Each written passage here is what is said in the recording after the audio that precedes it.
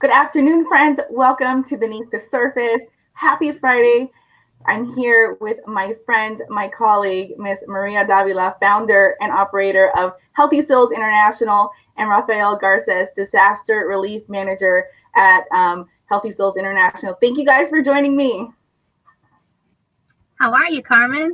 I'm great. It's Friday. I've seen y'all's smiling face, I feel, for the last couple of weeks quite a bit, and had the opportunity to really check out the organization as where it stands today. So I'm happy to have you guys on. Thank you, Carmen.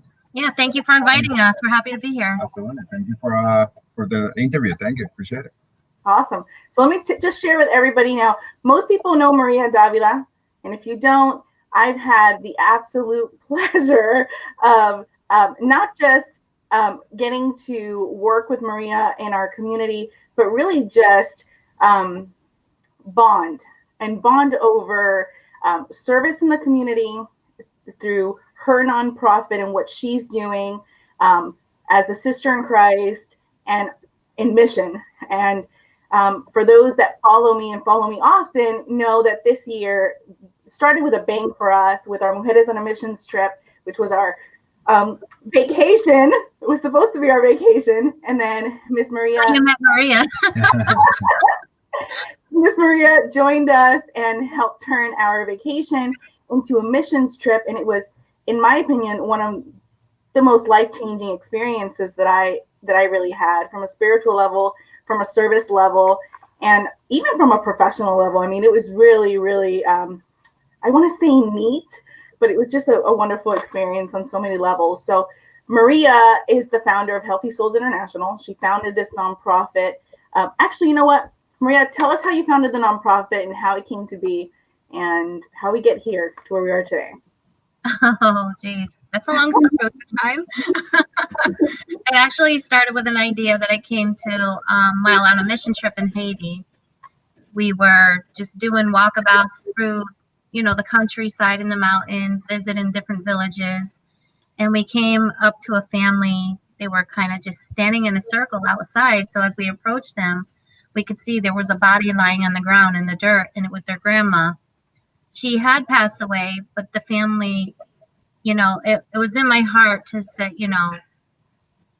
how could this have been avoided? Maybe if they knew CPR and maybe if they knew first aid or how to check vitals, maybe grandma would still be here today, but they didn't know any of those skills. And so the idea of Healthy Souls transpired from that one experience. And what year was that? Was that 2016 or 17? That was in 2017. Right. Shortly after that, in September, Hurricane Maria hits Puerto Rico. And what happens then? Oh, we went right into action. I made some calls. A friend of mine who is a doctor of internal medicine said, let's go do something. And then a nurse flew down from New York, and we all met in San Juan. From there, we connected with a search and rescue team to give us an escort on the island, which they were phenomenal. That was Boondocks Canine Search and Rescue. They took good care of us over there, the guys they have in Puerto Rico. And that just, that whole experience made me want to come back and do the same thing here in our community. So we started our own search and rescue training through the church, and things have kind of blossomed from there. That's awesome. Tell me what the mission and the foundation of the business is, because obviously it is a business, but it is a local nonprofit here in Volusia County that serves not just the county, but as we're talking, the country and globally. I mean, you've made an impact from Volusia County to the world. So tell me a little bit about what the mission and the foundation is. Would you like to share our mission statement? Absolutely. I can take on that. So our mission is to be the hands and feet, bringing hope, aid, and awareness to people around the world. So I admire for what Maria is doing for Healthy Souls, and we definitely bring outstanding values and vision. And anything else you would like to add, Maria? Right? Well, it's just like he said, it's been phenomenal, and it's been a huge community effort. I met Rafael because he came in as a volunteer, and we've had so many amazing volunteers come through the doors and want to help and want to serve the community here and far away. That's awesome, Maria. I know now Maria and I get to spend a lot of time together. Puerto Rico really brought us together at a totally different level. So I already know the answers to this stuff, but I really, when we talk about a mission-based organization, this is a mission, God-based organization, faith-based, and I know that everything that you do is really prompted by God. I know how the business started. Even I think Rafael walking into your warehouse and that experience was like, but in with volunteers and your board of directors is amazing. Tell me a little bit about how you're implementing that part into your every single day operation. Oh, geez. Every day it's been a challenge being a brand new nonprofit. This past year alone has been very challenging for people who know my story. And it wouldn't have been done without daily prayer, daily devotion and worship and just praising God and asking Him for His guidance through the entire journey. And for those of you that don't know her story, and you can check out Elevate Daytona. Miss Maria was one of the presenters in this last Elevate last month. Are we already in another month? Yeah, it was August, right? Our August Elevate, where she shared her story, and I'll share a little bit of really growing into this nonprofit and this mission that God has sent her on while also being homeless. I know a lot of people did not know that. And when you were sharing your story, it was very touching. Even for me as a friend and colleague, and we had talked about it even before you were up there, and just your poem talking about how God had taken you through this whole journey over the last couple of years was just really nice. And they do put those on Facebook. I will share that this afternoon after we share this interview so that you guys can follow it and really get an idea of what God has done in Maria's life in this business and nonprofit, and how it's affecting like the entire team and our community, which is just, it's amazing. Tell me a little bit about what motivates each of you. I know, Maria, were you a registered nurse? I can't remember. I was a patient care tech. I had my CNA, phlebotomy, and EKG training. I worked for hospice, and I worked for as a contractor, self-employed through another organization where they would send me every time a facility was short-staffed. And I really loved my job. A lot of people don't like that kind of work, but I loved it. I absolutely loved hanging out with the seniors and taking care of them. And, I loved it. And then after my car accident, I couldn't do it anymore. So I found another way to serve them. And then, Rafael, you have a background in healthcare as well, correct? Absolutely, that's right. I served for Halifax Health as a senior patient financial, and also worked for Mayo Clinic. And unfortunately, I was impacted by the whole COVID. Got a new offer with Halifax back in March, and that got impacted because it affected the financial situation. And then I found Maria. Through social media, walking one day in the warehouse, and to be the hands and feet. So that right there got me. I was like, okay, how can I help? And then it turned out that she needed help that day, and I've been volunteers ever since then. And then she offered me the job as a disaster relief manager. So here I am. What I love about it is because when I think of healthcare, right, I think of people that really want to serve people. And I think, aside from the faith-based mission, you guys want to serve people. I mean, I had the pleasure of joining Rafael earlier this week on some deliveries after work, and the way he prayed with each person as we went through and made deliveries and just asked them, and that care. Of course, I've seen Maria do that on mission, pray with people as we walk up and they're under a tent or on their last piece of whatever food that they had for the day. So I just love you both. I think you both are amazing people that are serving people through God and Christ. And I think that's just amazing. What motivates you guys? Like, what is your individual motivations? And actually, what drew me was the mission to be the hands and feet. That right there is like, okay, that's a Christian value, that's a Christian foundation. So what motivates me is be able to help others to serve the community. to know that we are impacting others.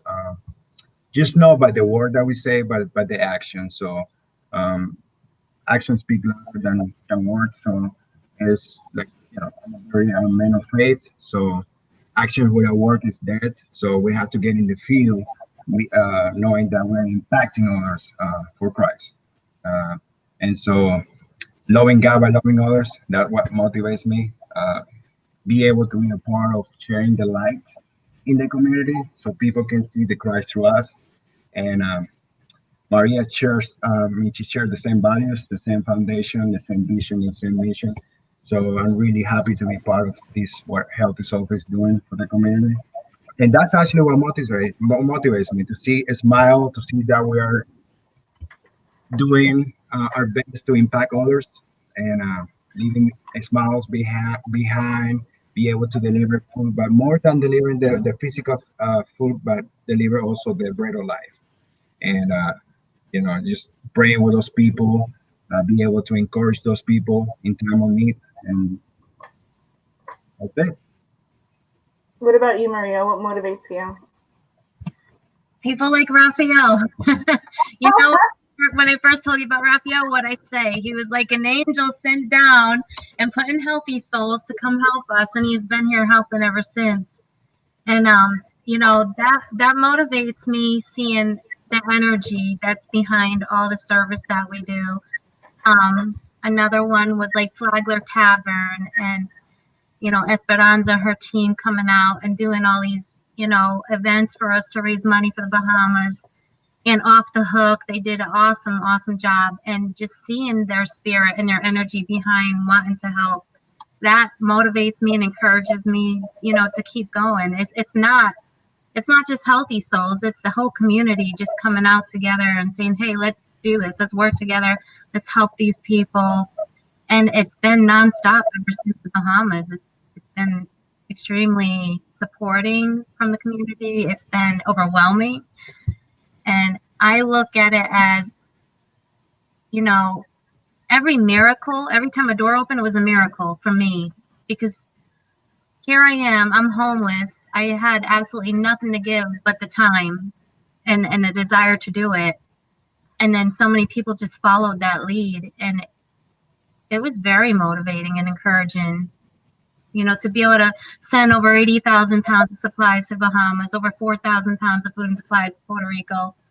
Now what? We're close to 60,000 meals that we sent out here locally in the community. And now we've already gone to Louisiana and going back. It's just been outrageous. And it's been 1 year. That's it. I know. I get emotional thinking about it just because I love you so much. And because I've been able to see the growth over the year, and just I am a service person. So impacting the community is one of my key objectives. And we've talked about this so many times. So it's a pleasure for me, not just to have a colleague and a friend, but to see an organization that really, really does believe in impact, intentional impact. And so tell me about boots on the ground. You guys just came back from Louisiana because we both know I'm an emotional person. So let's just go back to I'll let Rafael go first on that one. You guys had it's interesting because I felt like the news kind of like skimmed over this one. But Hurricane Laura just hit Louisiana in August. And what a lot of people don't know is that it was a Category 4. It took the lives of 71 people. I mean, this wasn't a small hurricane. I think sometimes, we look at the impact that a storm has or a disaster has, for example, because we're on 9/11, right? Even though it was a terrorist attack, it's still a disaster. COVID-19 being so big, Hurricane Katrina, Hurricane Andrew, we see that, right? And then these not small, this was a big one, just I felt like got overshadowed. So Maria and her team immediately went into action, and last week they had some drives, and y'all left to Louisiana on Friday. And Rafael, tell us what it was like to be boots on the ground with Maria. Well, I know the answer because I've done this Oh yeah, that was actually my first experience in the disaster zone. So that was a really an amazing experience, an eye opener to be able to see how a disaster zone really is, to see all those houses torn apart, see people without houses, without power, without water, and so that was really definitely a really a good experience for me to be able to help in the community, to be able to provide supplies, water, Gatorade, medical supplies to different places in the community. Uh, be able to be that impact. But yeah, we have a lot of obstacles and challenges we encountered through the whole trip. Thanks God we are alive. We made it home safe, and we're gonna be back in 2 weeks from now. So again, that was really good experience to see that and to see how people getting impact, how people really get affected when a disaster comes. To see it directly in a physical way, it really opens your heart and it really make you humble. It make you appreciate the little things that you have when you get back home, like having AC, having electricity, having water, having a safe place to sleep at nighttime. Be thankful, and it makes you be grateful and thankful for the things that you have. Really does. Sometimes I don't think, because obviously for liability purpose, I can always kind of go back to Puerto Rico because it's the one that I was on, right? Um, you don't want the whole world to see what you see because it is very evasive to the people that are going through this very real thing that just happened. They've lost everything, their homes. I know, like we experienced, older senior women sleeping under tents on the floor, children just kind of sitting there waiting, like trying to keep their joy. It's hard. It's very hard. And on top of that, there is not just an element of service and providing goods to people that need it. It is a very dangerous situation. Puerto Rico was dangerous. I mean, we were on an island that was still being impacted by earthquakes, and until to this day is still being impacted by earthquakes. And you guys had like a lot of challenges even in Louisiana, and every mission is going to be like that. There are going to be people that you come across that are not there with the same intention and heart that you guys are.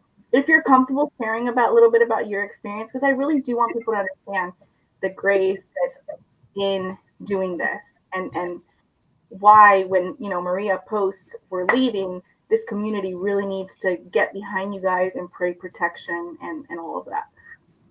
Maria, are you comfortable? You want to take this one? Yes. Well, I'll start. We're aware that anytime you go to a disaster for the very first time, there's a lot of assessing. I can't stress it enough to my volunteers, we don't know what we're going into. And we try to be prepared as we can. And in the past, even now, we depend on being able to lean on one another.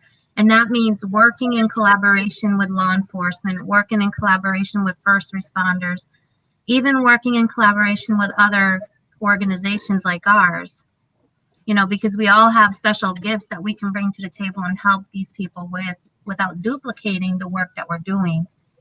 So we did, this of all the missions we've been on, Bahamas and Puerto Rico, we didn't run into this problem like we did in Louisiana, which, I'm still trying to process it because I've never experienced anything like that. But the organization we were working with turned out to be a fraud. And, we held up our word. We give our word and we hold up to it. We showed up and we delivered just like we were supposed to, but they didn't hold up their word as far as giving us a shelter and a place to stay. So it was pretty terrifying, to be honest, when we got there. And this is me being transparent because I am, and this is the stuff people don't want to hear, but this is the reality of doing disaster relief. You might go into a situation that is not going to be pretty. It's not going to run smooth. But thank God we have an awesome team. We worked together. We got through it together. And we did meet with the right people. And we actually came out better than when we went in. And that is, the part of our team that I truly appreciate is the perseverance and the heart behind the mission. It's very important to have your heart in the mission and to be able to work through the obstacles. Yeah, and everything I know of the situation, I think you did a great job in leading and, put everything back in the truck. Let's go. But let's resolve this issue. So I thought that was great. But, I think people really, it is unique in every situation. Every disaster will be different. But every disaster is different, is dangerous. I mean, this is not I know that when we got our list to pack our backpacks and we started packing all the stuff, I was like, what do we need a rope for? Why do we need rope? And at that moment, like, you start to realize, wow, like, this is a life-saving mission. Yeah, well, it's important, you got to share that, because I get a lot of calls, people saying, I want to go, I want to go, I want to go. And it's sometimes you have to take a step back and be like, listen, this is not a vacation and this is not a photo op. This is a disaster.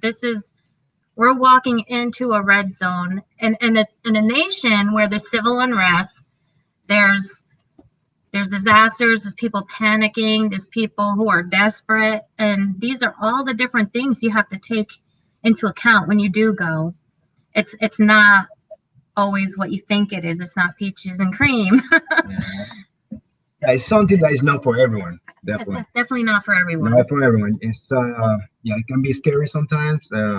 And like you were sharing, we have ropes. But it's always good to prepare for for worst case scenario and hoping for the best. So this is something that can be scary sometimes. So if you prepare yourself before that as much as you can, it can prepare you for what can happen with the challenges and obstacles. Now it's a disaster zone, so we're gonna still have those challenges and obstacles.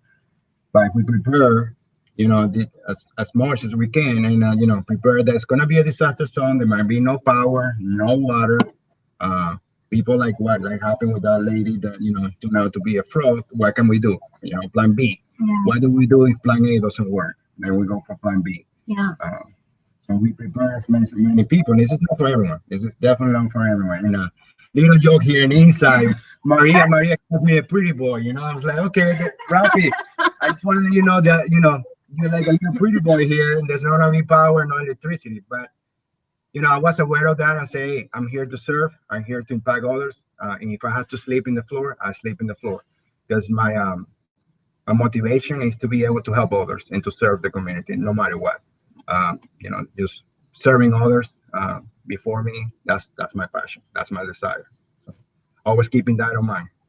So I know you say a lot of people call you and they're like, "Hey, we want to do this," and to those people that want to help, Maria, there's different levels. Like, obviously, we went on a trip with five other business women and a gentleman, another business owner here, and one male.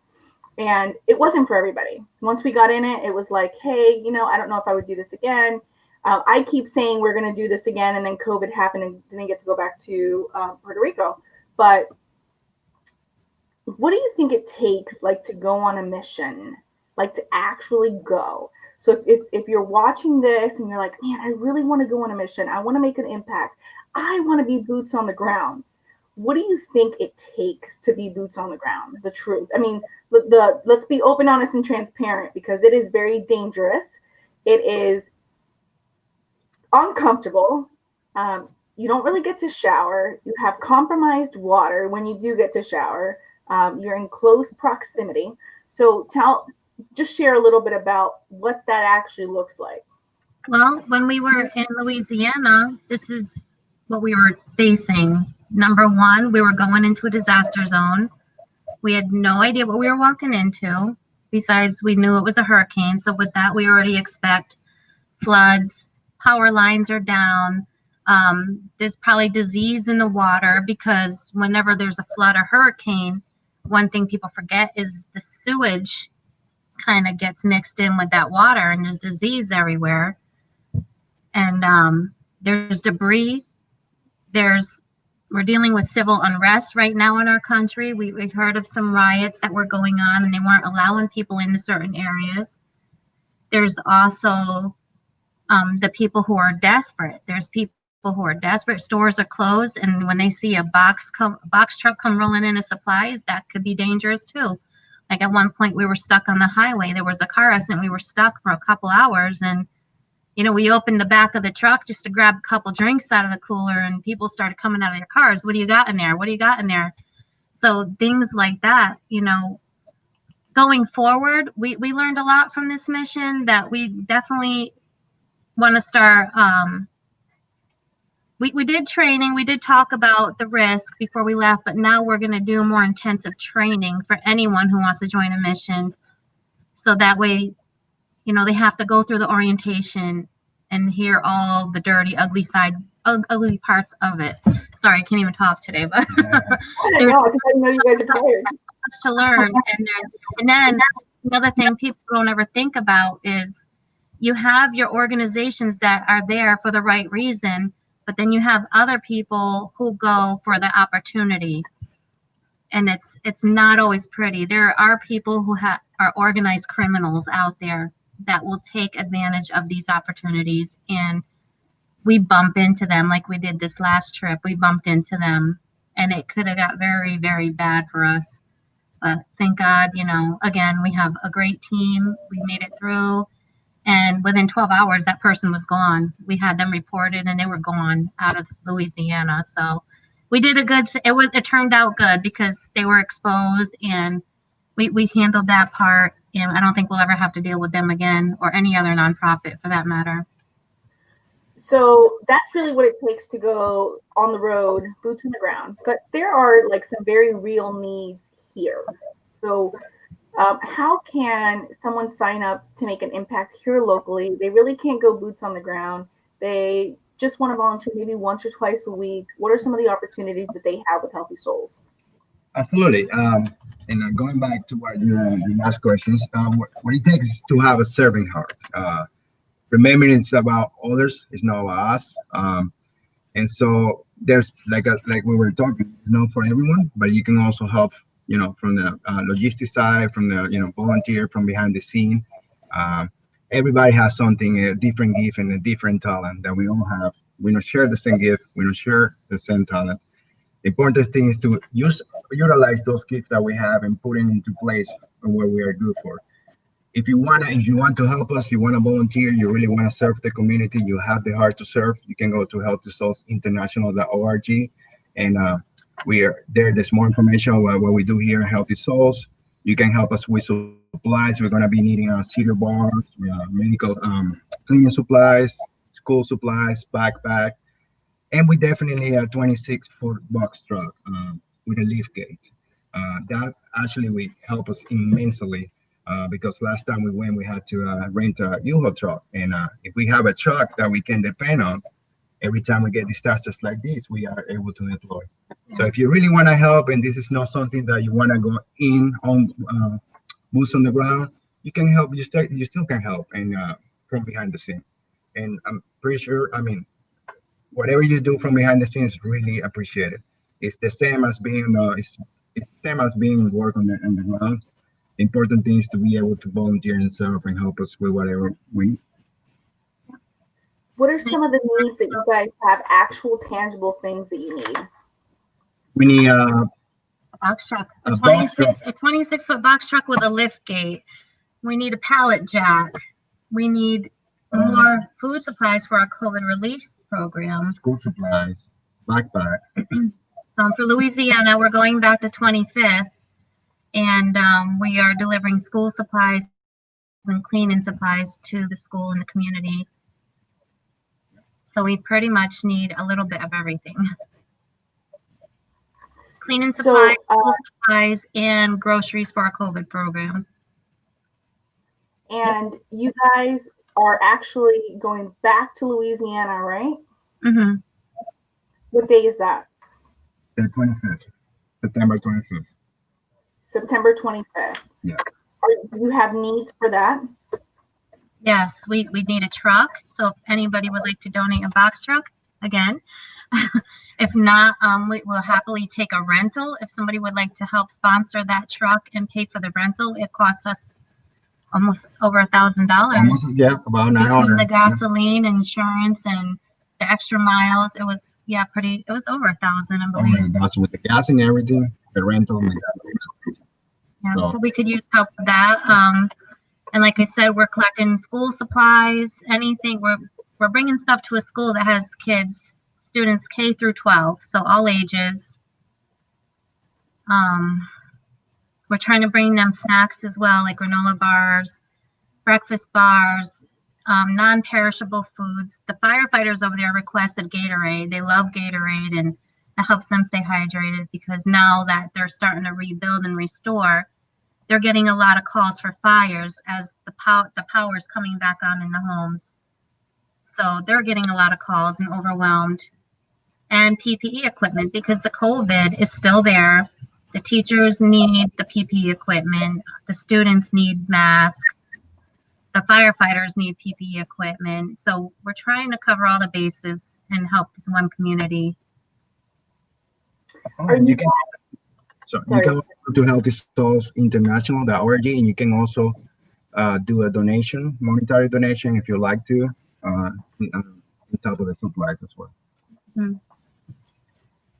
There are several other systems just kind of brewing right now, right? Are you guys paying close attention to those? And what happens if one was, to hit Volusia County? And we just had some tornadoes locally, so we know that we can definitely be impacted. What's the game plan? If can people help in some sort of a command post? Sometimes people just don't think about it until they're in it, and they're like, "How do we want to help now? It's hitting our community. How do we do that?" Is there training that they can do prior to to hurricane season or anything like that, where they can just kind of be on the roster for you? Absolutely. Again, like Rafael said, if they go on our page and sign up on www.healthysoulsinternational.org, there is a contact form. They can sign up and we can get in contact with them and talk about the different volunteer opportunities and training that we have for our volunteers. So back to your question, if there was a hurricane here, we are, planning on working alongside the Volusia County Emergency Management. We don't want to do anything, outside of them. So we don't duplicate work or we don't step on anyone's toes. So we want to work close with, the sheriff's department and first responders, to help them. We don't want to become a burden. So we want to help them. So it's very important to get our volunteers trained to know the do's and the don'ts when you are going out there. And we do plan on setting up tents in different neighborhoods that have experienced the most damage if there was a hurricane here. So we would set up a tent with our task force and send out the volunteers there to distribute water, to do first aid if somebody needs, minor things so they don't have to go to the hospital and things of that nature. So we will have little posts set up in different areas that are safe. All right, maybe I'll try and grab some of our women business owners in the area and just encourage us all to do some training so that if something did happen in our community, we have so many people that want to be impactful that I feel like maybe you could have some people that could just step in and help you guys. So I will make that call to action. If you're a business owner, it doesn't have to be a woman, but a business owner, let's set up a training day and just go visit the warehouse, check out the operation, see what needs to happen so that we can really make an impact when our community most needs it. This is unprepared stuff. We don't know what's going to happen until it happens, and then it's very much on the go. So that's kind of where the chaos comes, trying to get things in place. So if there's anyone that's interested in doing that, let's do it. Reach out to me. I'll get a list together and I'll send it to Maria and Rafa, and we'll do this thing. Thank you, Carmen. And I say, again, we do have the first aid and CPR training. A lot of businesses require the employees to have it. So going through Healthy Souls and getting trained or getting your employees trained does help us with the relief effort. So all the funds do stay with the organization and will help us continue with our disaster relief efforts here and internationally. Awesome. Well, you guys, is there anything else that you want people to know about the organization? Anything? Anything you can do to help, like I say, if it's in work on the ground, working on ground, work, I mean, boots on the ground, or anything you want. If you want to get involved behind the scene, help us with supplies. Any help is appreciated. I mean, those, like I said, not everything, no disaster relief is not for everyone. But if you want to help, you can always help from behind the scene. You can help us with supplies. You can help us, like we were talking earlier, with donations. And thank you, Carmen. Thank you for taking the time today to interview us, get to know us a little better, and what Healthy Souls International is all about. Thank Yes, you. thank you, Carmen. We You're appreciate so you. welcome. And we appreciate all your volunteer hours and all the help you've been doing. Absolutely. No, I listen, you know my heart, Maria, and I adore you. I am so grateful that our connection initially was the Daytona Regional Chamber of Commerce, but I definitely feel like God played a role in connecting us and putting us together before Puerto Rico and having conversations. Who Hmm. would have known, that this is where we would be almost a year later. I'm just so grateful for our friendship. I'm grateful for the life that you bring into our community, and I think you have a great team. I so blessed to get to know Rafa and the other guys that are working for you. Some of your volunteers are just amazing, and I love your board of directors. I mean, there's just a million reasons why I love this organization, and for me, it is because it is a real organization that is truly serving and making an impact. And um, we see nonprofits all the time that are just not mission focused, are not doing everything that they need to do to really kind of make an impact. And you guys do that very well. So I just appreciate you guys. Thank you so much for joining me beneath the surface, where we talk passion, purpose, and focus. And I'm so grateful. I'm sure that we will be on again. My goal is to continue to inform people of what Healthy Souls is doing in our community and get you guys connected to some of our local business communities. So thank you so much. I will see you guys Tuesday, and bye. Bye. Bye. Thank you. Thank you. Bye, everyone.